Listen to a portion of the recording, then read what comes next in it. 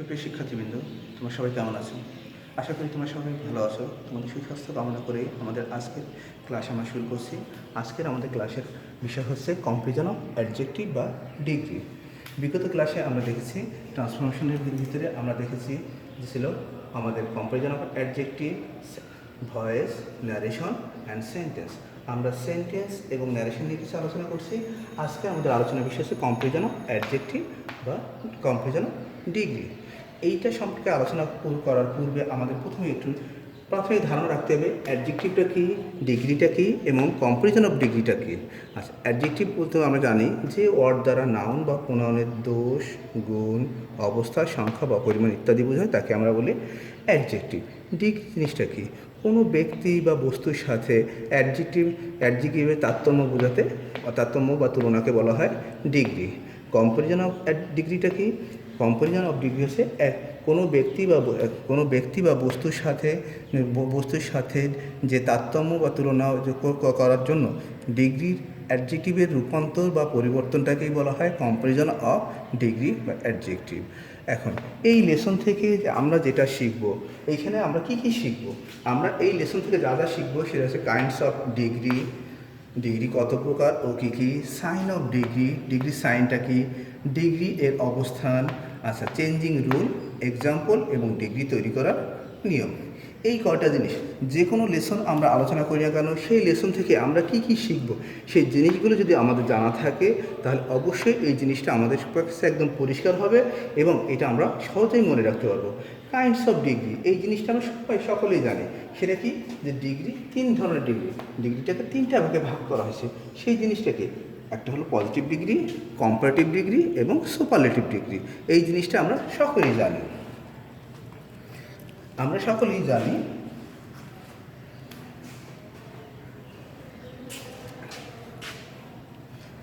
Positive degree, comparative degree,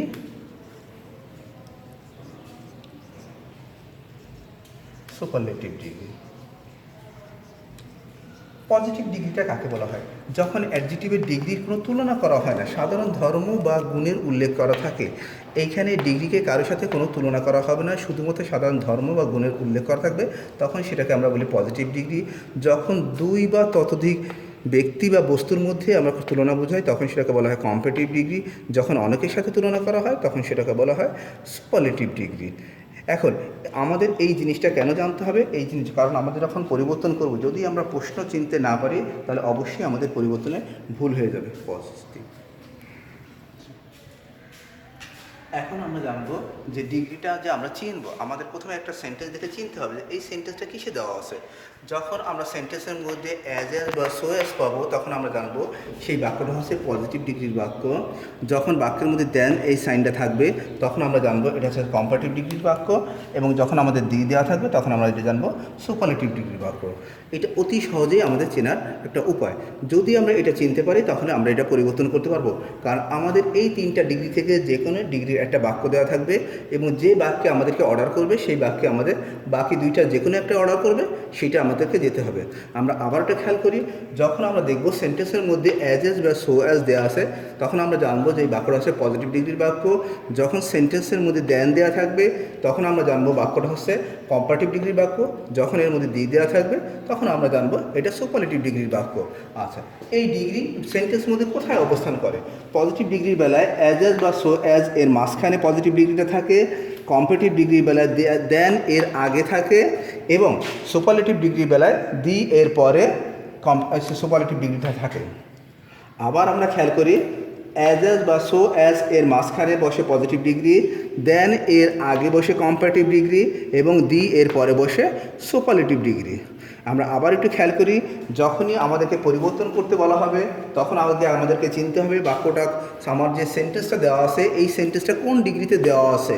আমাকে যখনই আমরা সেন্টেন্সের মধ্যে অ্যাজ বা সো অ্যাজ পাবো আমরা জানবো যে বাক্যটা দেওয়া আছে পজিটিভ ডিগ্রিতে। যখন আমরা সেন্টেন্সের মধ্যে দেন পাবো তখন আমরা জানবো বাক্যটা দেওয়া আছে কম্পারেটিভ ডিগ্রিতে।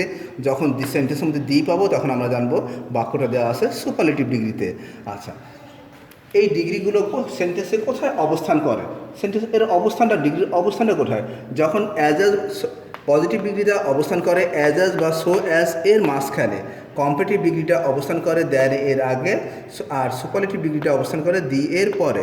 এখন আমরা যে এটা পরিবর্তন করব, এই পরিবর্তনটা আমরা কীভাবে করব সেইটা জানার জন্য আমাদের একটা চার্ট খেয়াল করতে হবে। চার্টটা কি, যখন বাক্যের মধ্যে শুধু দি এবং সুপারলেটিভ দেওয়া থাকবে, তখন যদি বাক্যটাকে কম্পারেটিভ ডিগ্রিতে আনতে বলা হয় তখন আমাকে সেখানে ব্যবহার করতে হবে দ্যান এনি আদার। যদি আমাকে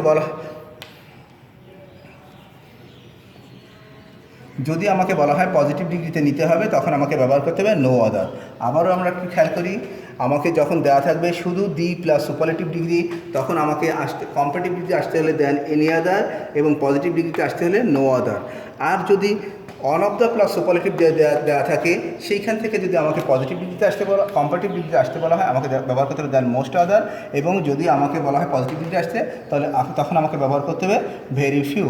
এই সাইনগুলো অবশ্যই মনে রাখতে হবে, কারণ এই সাইনগুলো যদি আমরা মনে রাখতে ব্যর্থ হই, তাহলে আমরা যখন ডিগ্রি পরিবর্তন করব, এই পরিবর্তন করার সময় আমাদের ভুল হওয়ার খুবই সম্ভাবনা থাকবে।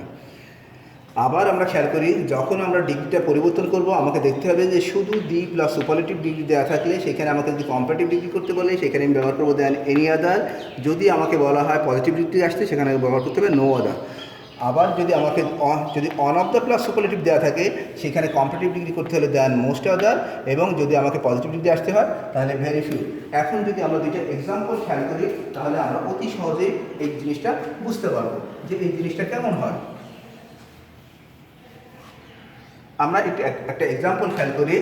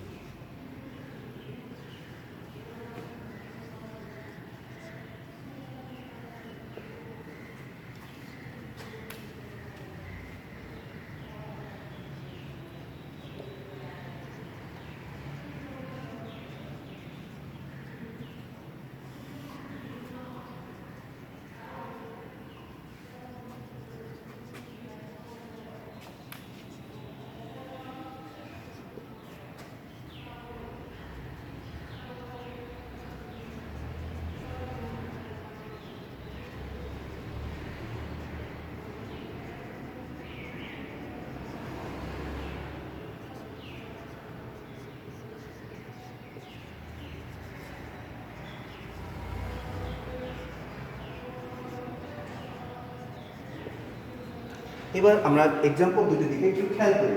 প্রথম বাক্যে লেখা হয়েছে হি is the best boy in the class.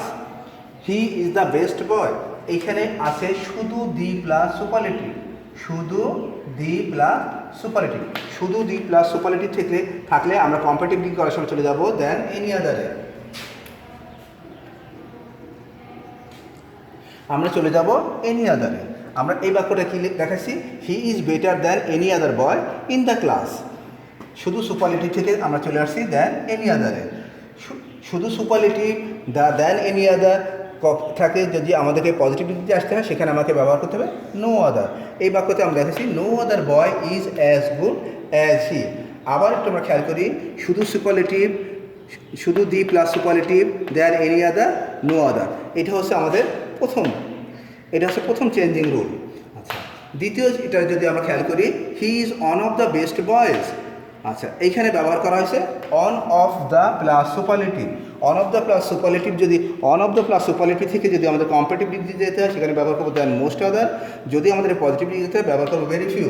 এখানে আমরা সেই জিনিসটাই করছি, দেন মোস্ট আদার এবং ভেরি ফিউ। আবারও আমরা একটু খেয়াল করি, আমাদের চেঞ্জিং রুল এটা একটু মুখস্থ রাখার ব্যাপার, যে শুধু the plus superlative than any other no other. এইভাবে আমরা একটু মুখস্থ রাখার চেষ্টা করি। আর যদি অন অফ দ্য দেওয়া থাকে, one of the plus superlative then most other very few, তখন আমরা তার এক্সাম্পল কী দেখাইছি, he is the best boy in the class. শুধু the plus superlative, he is better than any other boy in the class. No other boy is as good as he in the class.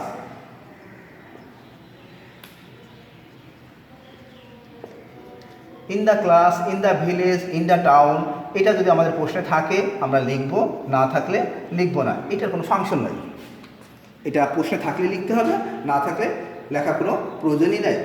আচ্ছা, আমরা যদি এই জিনিসটিকে একটু খেয়াল রাখতে পারি তাহলে আমরা কি দেখাইছি, আমরা প্রথমে দেখাইছিলাম যে ডিগ্রি কত প্রকার।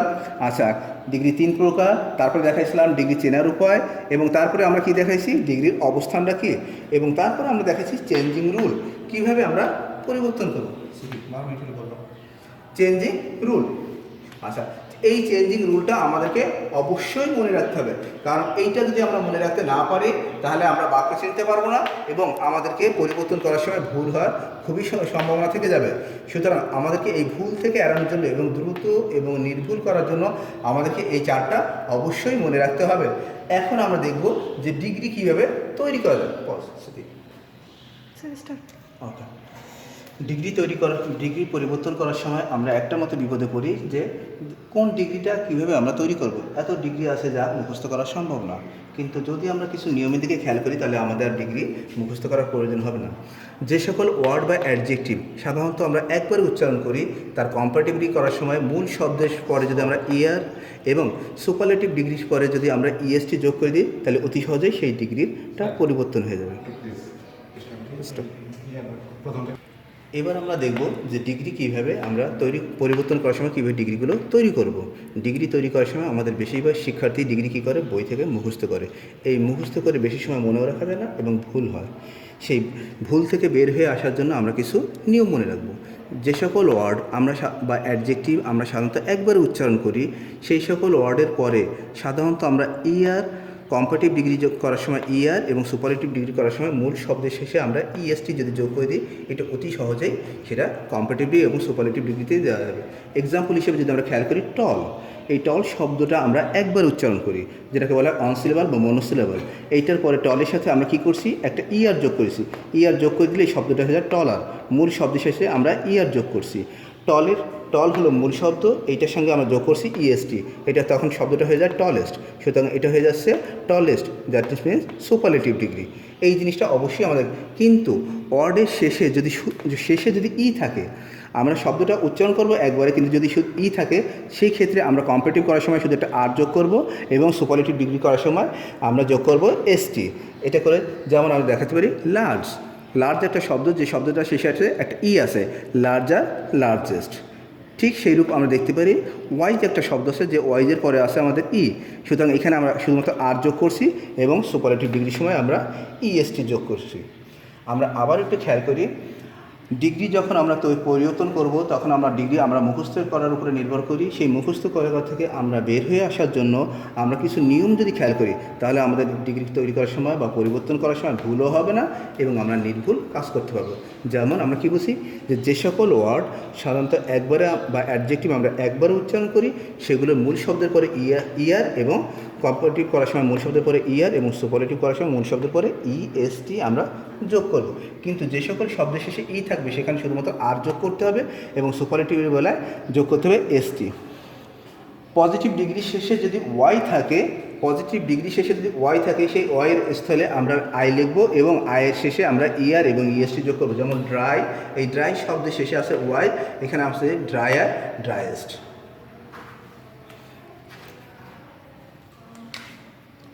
আবার একটু খেয়াল করি যে আমরা যখন পজিটিভ ডিগ্রি শেষে যদি ওয়াই পাই সেই ওয়াইয়ের স্থলে আমরা আই লিখব এবং তারপরে ইয়ার এবং ইএসটি যোগ করবো। যেমন ড্রাই, ড্রায়ার, ড্রায়েস্ট।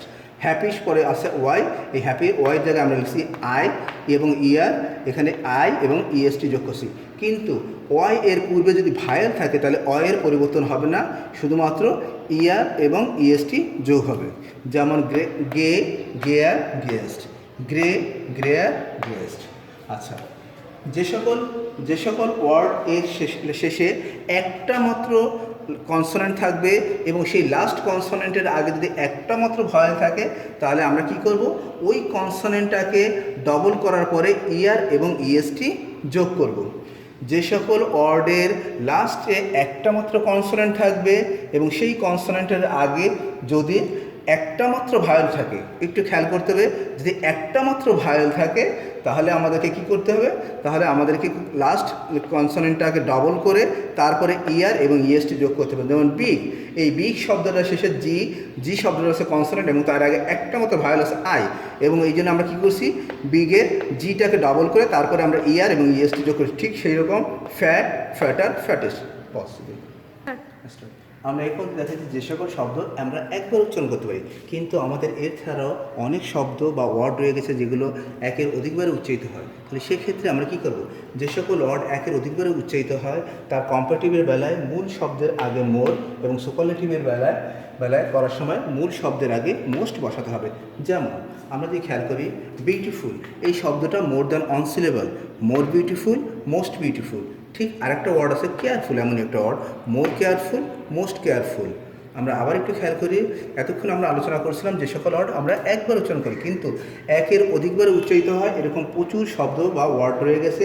সেই সকল ওয়ার্ড বা শব্দের বেলায় আমরা কি করব, যে সকল আমাদেরকে মনে রাখতে হবে, যে সকল ওয়ার্ড বা অ্যাডজেক্টিভ একের অধিকবারে আমরা উচ্চারণ করি সেই সকল ওয়ার্ড বা অ্যাডজেক্টিভের কম্পারেটিভ ডিগ্রি করার সময় মূল শব্দের আগে মোর এবং সুপারলেটিভ করার সময় মূল শব্দের আগে মোস্ট বসাতে হবে। যেমন beautiful, more beautiful, most beautiful. ঠিক তেমনই আরেকটা শব্দ careful, more careful, most careful.